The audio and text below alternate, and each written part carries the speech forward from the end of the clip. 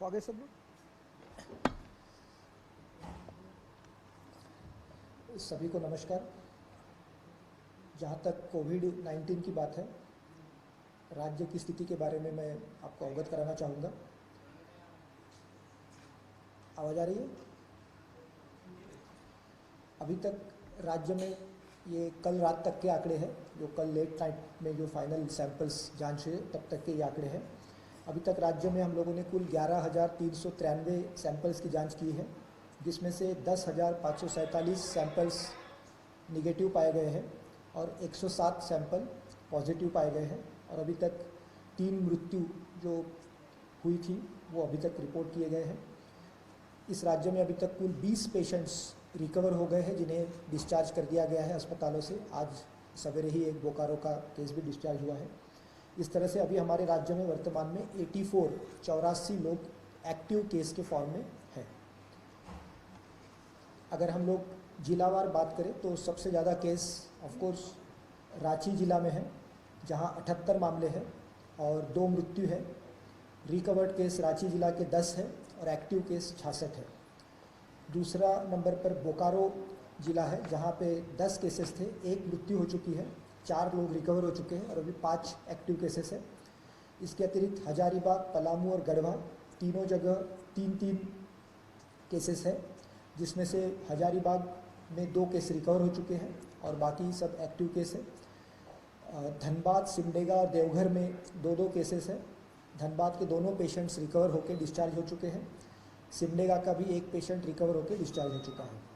इसके अतिरिक्त जामताड़ा में भी 2 नए केस परसों रिपोर्ट हुए थे और कोडरमा और गिरिडीह में 1-1 केस रिपोर्टेड है। इस तरह से राज्य में वर्तमान में 107 केसेस में से, जैसा मैंने पहले बताया, 85 एक्टिव केसेस, अभी 84 एक्टिव केसेस चल रहे हैं।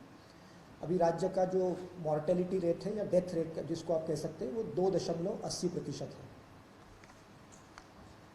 अगर हम लोग कुछ बेसिक स्टैटिस्टिक्स की बात करें, झारखंड राज्य में जो टोटल 107 केस है, तो हमारा जो बढ़ोतरी का दर है, ग्रोथ रेट, वो 11.80% है और हमारा जो डबलिंग पीरियड है वो 6.21 दिन का है।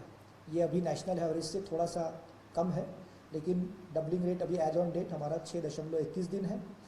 अगर हम लोग इसमें से सबसे ज़्यादा केसेस का जिला है रांची जिला, जहाँ पर ग्रोथ रेट 18.3% है और डबलिंग रेट 4 दिन का है, 4.1 दिन का है केवल। अगर हम लोग रांची जिला के अतिरिक्त बाकी 23 जिलों का डाटा देखें तो हमारा ग्रोथ रेट मात्र 4.72% है और डबलिंग रेट 15 दिन का है। अगर हम रांची जिले में भी केवल हिंदपीढ़ी की बात करते हैं, क्योंकि हिंदपीढ़ी हमारा एक हॉटस्पॉट है, तो यहाँ का ग्रोथ रेट लगभग 11.03% है और इसका डबलिंग रेट जो है वो 6.63 दिन का है। जहाँ तक हॉस्पिटल्स की बात है, मैं पहले भी आप लोगों को बता चुका हूँ कि राज्य में कुल 129 कोविड केयर सेंटर जो बेसिक केयर के लिए है, असिम्टोमेटिक पेशेंट्स के लिए, 57 डिस्ट्रिक्ट कोविड हेल्थ सेंटर जो मॉडरेट लेवल सिम्टम्स के पेशेंट्स के लिए है और 21 डेडिकेटेड कोविड हॉस्पिटल स्थापित किए जा चुके हैं। इनमें टोटल 7,726 नॉन आईसीयू बेड्स हैं, 489 आईसीयू बेड्स हैं और 206 वेंटिलेटर्स हैं। सभी डीसीएच जो 21 डीसीएच के सारे बेड्स और डीसीएचसी के लगभग 900 बेड्स में ऑक्सीजन की सप्लाई उपलब्ध है और ऑक्सीजन की सप्लाई लगातार हम लोग बढ़ोतरी कर रहे हैं, ताकि प्रत्येक जगह पर जहाँ पर भी अस्पताल है, अधिक से अधिक संख्या में जो बेड्स पर ऑक्सीजन की व्यवस्था हम लोग करा सकें। अगर हम लोग कंटेनमेंट जोन की बात करते हैं, जैसा कि हमने बताया आपको कि अभी राज्य का एक जिला रांची जो है वो रेड जोन में आता है। भारत सरकार ने रेड, ऑरेंज और ग्रीन के रूप में जो क्लासिफिकेशन किया है, राज्य का एक जिला रांची रेड जोन में आता है और 9 जिले ऑरेंज जोन में आते हैं और शेष 14 जिलों में कोई भी केस रिपोर्टेड नहीं है। अगर किसी भी जिले को ऑरेंज जोन से ग्रीन जोन में कन्वर्ट होना है तो उसका जो मापदंड आज ही भारत सरकार ने घोषित किया है वो यही है कि लास्ट केस के बाद 21 दिन तक कोई नया केस नहीं आना चाहिए। तो अभी हमारे यहाँ धनबाद में जैसे दोनों पेशेंट्स हमारे ठीक हो चुके हैं, तो अभी अगर 21 दिन में कोई केस नहीं आता है तो हम लोग धनबाद को भी ग्रीन जोन डिक्लेयर कर सकेंगे। जितने जगहों पर केसेस पाए गए थे सभी जगहों पर कंटेनमेंट जोन्स बनाए गए हैं ताकि उन इलाकों को पूर्णतः सील करके वहाँ बाहरी लोगों के प्रवेश पर और रहने वाले लोगों के बाहर जाने पर रोक लगाई गई है। आज की तारीख में राज्य में कुल ऐसे 33 कंटेनमेंट जोन्स कार्यरत हैं। सबसे ज़्यादा रांची शहरी क्षेत्र में 15 जोन्स कार्यरत है और इसके अलावा बाकी सब एक जोन सभी जिलों में कार्यरत है। जहाँ तक स्टॉक पोजीशन की बात है, हमारे पास face mask, PPE kits, VTM kits सभी जिलों में प्रॉपर संख्या में उपलब्ध है और राज्य मुख्यालय में भी इसकी पर्याप्त मात्रा वर्तमान में उपलब्ध है ताकि किसी भी जिले को ज़रूरत पड़ती है तो हम लोग यहाँ से उसकी आपूर्ति कर देते हैं। That's it from my side. अगर आपको कुछ विशेष सवाल हो तो पूछ सकते हैं। एक बात मैं बता दूं कि जो कोविड-19 के एपिडेमिक के दौरान कई ऐसी शिकायतें आ रही है कि जो सामान्य स्वास्थ्य सेवाएं हैं वो अफेक्ट हुई है। हम लोगों ने सभी राज्य के सभी चिकित्सालय जो हमारे सामुदायिक स्वास्थ्य केंद्र, प्राथमिक स्वास्थ्य केंद्र है या सदर हॉस्पिटल्स हैं, उनको स्पष्ट निर्देश जारी किए गए हैं कि वे पेशेंट का प्रोफाइल देखते हुए उनका इलाज करने में किसी प्रकार की कोताही नहीं करेंगे। जो आवश्यक सुरक्षात्मक उपाय करने हैं कोविड-19 को लेकर, उसकी पूरी विस्तृत मार्गदर्शिका सबको सर्कुलेट की जा चुकी है। इसी तरह से सभी निजी अस्पताल को भी हम लोगों ने आदेशित किया है कि वे तत्काल अपने प्रतिष्ठान खोलेंगे जहाँ जहाँ पे बंद है और नागरिकों को जो चिकित्सा सेवाएं उपलब्ध करानी है वो उपलब्ध कराएंगे। जो सुरक्षात्मक उपाय करने हैं उसका वो निश्चित रूप से ध्यान रखेंगे। Thank you.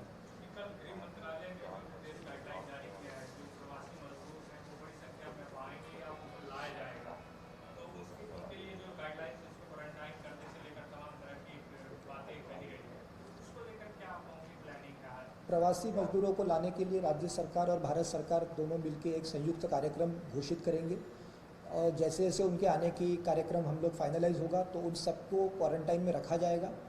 अगर वो उसमें थोड़े से भी कुछ सिम्टम हो या वो किसी ऐसे एरिया से आते हो जहाँ पे अधिक केसेस हुए हो तो उन्हें पूरी तरह से स्टेट क्वारंटाइन में रखा जाएगा। अगर वो अदरवाइज़ हेल्दी है तो उन्हें होम क्वारंटाइन में भी रखा जा सकता है और यथासंभव हम लोग प्रत्येक व्यक्ति की जांच करने का प्रयास करेंगे ताकि उनका रिकॉर्ड तो रहेगा ही हमारे पास, ताकि हम उनको ट्रेस कर सकें और जब जांच की रिपोर्ट नेगेटिव आ जाएगी तो फिर वो अपने घर भी जा सकेंगे। इस पर अभी एक नीतिगत निर्णय आपको शीघ्र ही जारी कर दिया जाएगा।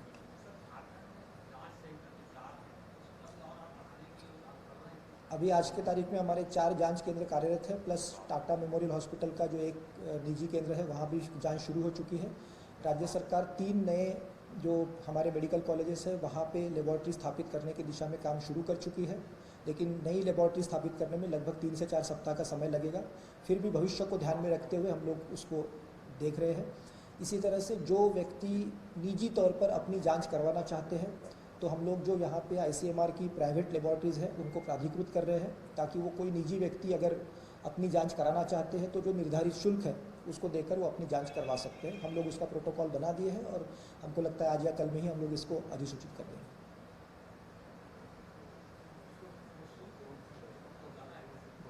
ICMR ने निर्धारित किया हुआ शुल्क है निजी शुल्क के लिए 4,500 रुपये।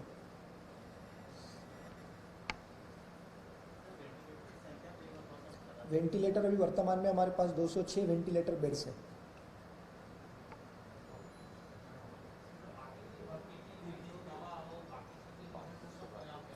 अभी मैं आपको बता सकता हूं कि कोई भी ऐसा जिला नहीं है जहां पर 1000 से कम पीपी उपलब्ध है।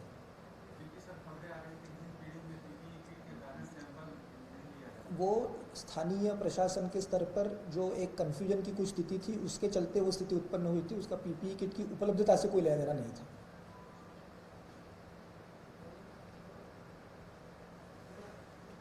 That's it. Thank you.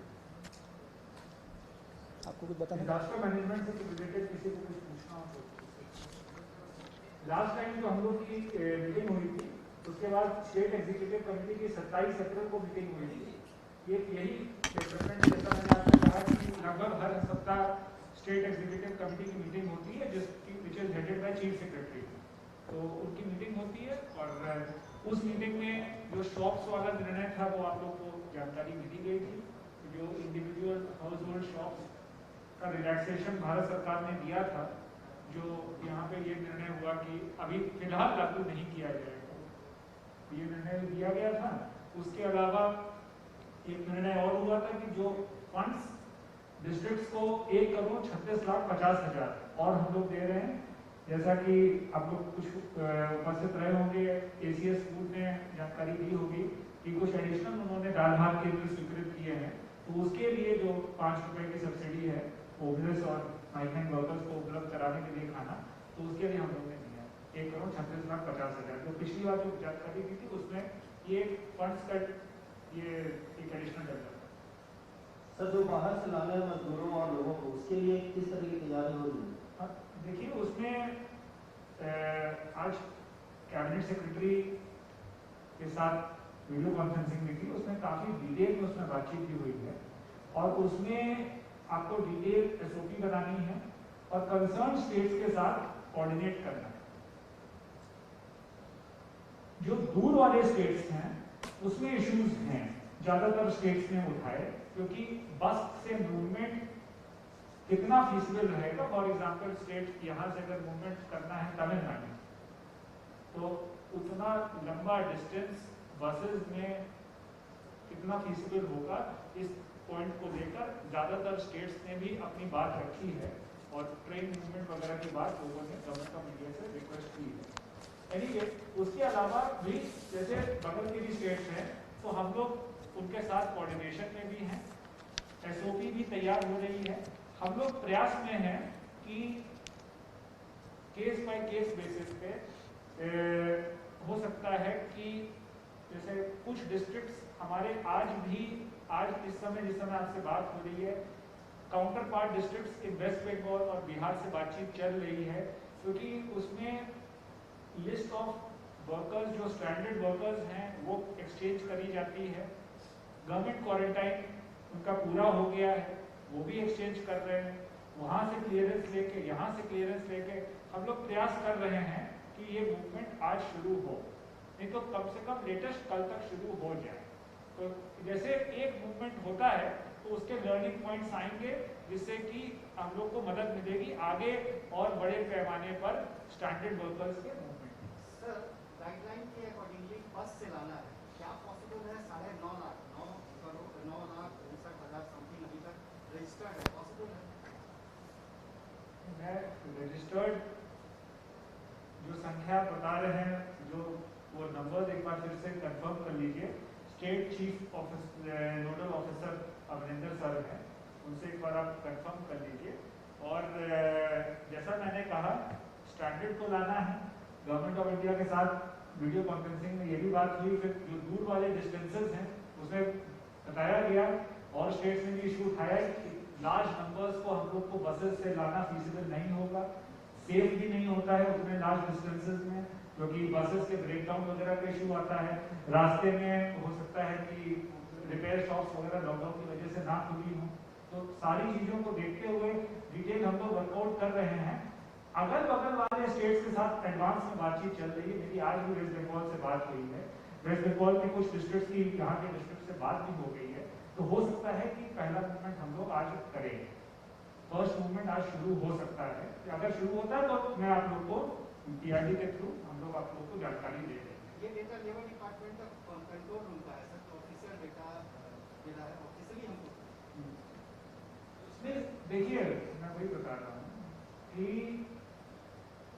एक डेटा है बाहर सारे लोग जो रह रहे हैं, फिर उसमें होता है कि कितने लोग स्ट्रैंडेड हैं, फिर तीसरा है कि कितने लोग आना चाहते हैं। जितने लोग सारे हैं वहाँ पे, जो लोग सारे के सारे बॉम्बे काम करने के जरूरी नहीं कि सारे लोग आना चाहते हैं। तो उसपे अमरिंदर सर और वो पूरी टीम, विनय सर, सब लोग बैठ के उसको वर्कआउट कर रहे हैं कि कौन आना चाहता है, कैसे आना चाहता है। इसीलिए आज मैंने कहा ना, वो जो वीडियो कॉन्फ्रेंसिंग थी उसमें काफ़ी डिटेल में बात हुई। स्टेट्स ने अपने अपने एप्लीकेशन भी रखे कि दूर वालों में क्या होता है। तो पास वाला रिलेटिवली आसान है कि वेस्ट बंगाल है, बिहार है, उड़ीसा है, छत्तीसगढ़ है, मध्य प्रदेश है, ये रिलेटिवली आसान है। लेकिन आंध्र, तमिलनाडु, केरला, महाराष्ट्र में उतना आसान नहीं होगा मूवमेंट बाय बसेस। तो वहाँ पे रेलवेज के लिए कई स्टेट्स ने रिक्वेस्ट करी। उसमें क्लियर कट गाइडलाइन है, जो MHA का ऑर्डर है कि एट सोर्स भी स्क्रीनिंग होनी है, यहाँ पर भी स्क्रीनिंग होनी है। जैसे कोटा के बच्चे डेली पहुँच रहे हैं पासेस ले के वहाँ, तो जैसे कल गोड्डा में आए, तो गोड्डा में आए तो उनकी प्रॉपर स्क्रीनिंग हुई और स्क्रीनिंग के बाद फिर उनको अपने अपने घर में होम क्वारंटाइन में फिर गए। 4-5 दिन पहले बहरागोला के थ्रू बच्चे आए थे, वहाँ से कोई भी बच्चे जो है जमशेदपुर के नहीं थे, पूर्वी सिंहभूम के नहीं थे, तो वहाँ पे उनको होल्ड कराया गया। 8-10 घंटे वो लोग रहे वहाँ पे घाटशिला में, सबकी स्क्रीनिंग हुई, सारे डिटेल्स कंसर्न डीसी के साथ शेयर हुए, फिर वो लोग आगे मूव करे होम क्वारंटाइन के इंस्ट्रक्शंस के साथ। तो जो मिनिस्ट्री ऑफ हेल्थ की सारी गाइडलाइंस हैं, जो हेल्थ डिपार्टमेंट देता है, वो सारी गाइडलाइंस का अनुपालन किया गया।